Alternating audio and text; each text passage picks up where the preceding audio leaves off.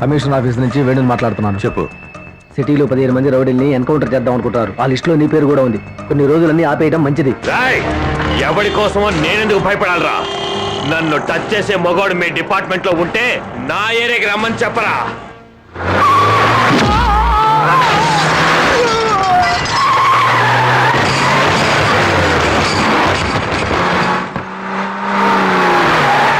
వీరా, మన ఏరియాలోకి పోలీసులు వచ్చారమ్మా.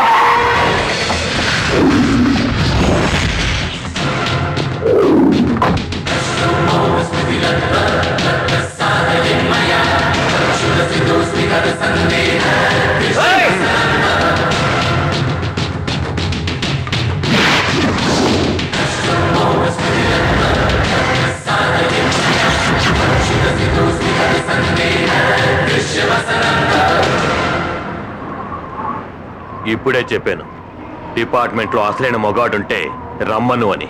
సింహంలా వచ్చి నించున్నావు. యూనిఫామ్ వేసుకోకుండా వచ్చేవేంటి? ఇంత ధైర్యం ఎవరికీ రాలేదు. నీకొచ్చింది. వచ్చుండకూడదు. ఏంటి ఆలోచిస్తున్నావు? ఎందుకు వచ్చావనా? అందరు పోలీసులు ఇంతే. డిపార్ట్మెంట్కి వచ్చిన కొత్తల్లో పెద్ద పోటుగాళ్ళు అనుకుని వస్తారు.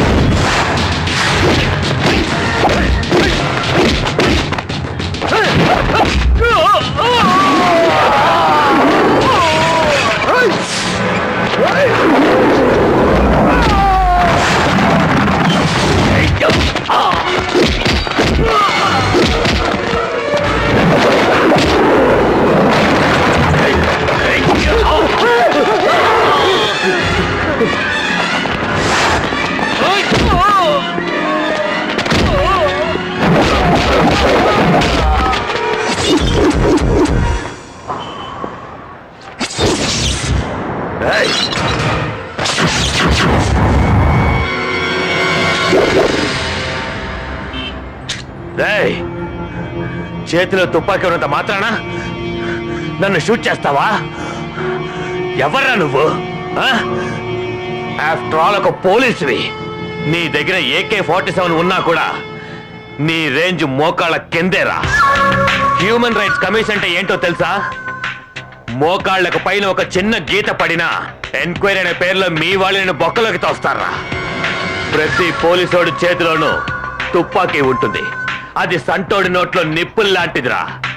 చప్పరించచ్చు, అంతకన్నా ఏమీ చేయలేవు. తుపాకీ మనిషి జేబులో పెట్టుకోరా. పొరపాటున ఒక్క బుల్లెట్ వేస్ట్ అయినా కూడా గవర్నమెంట్కి లెక్క చెప్పాలరా. ప్రాణాలతో ఉండాలనుకుంటే నా కాళ్ళ మీద పడి క్షమాపణ అడిగిపో.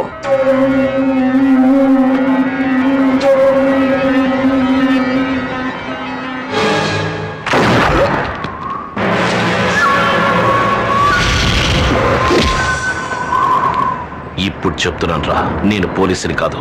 పోలీస్ కాదా?